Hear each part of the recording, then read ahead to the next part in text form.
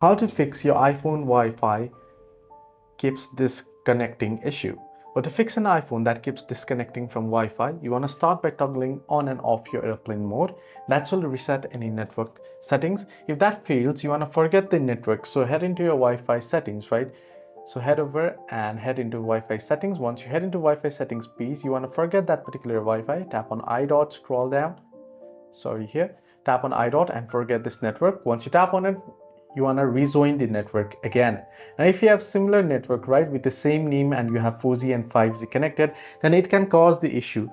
So you want to disconnect either a 4G or 5G and just use a strong one. So in this case it's 5G, of course. So you want to just stay connected and you want to add in password for your 5G and forget the 4G network.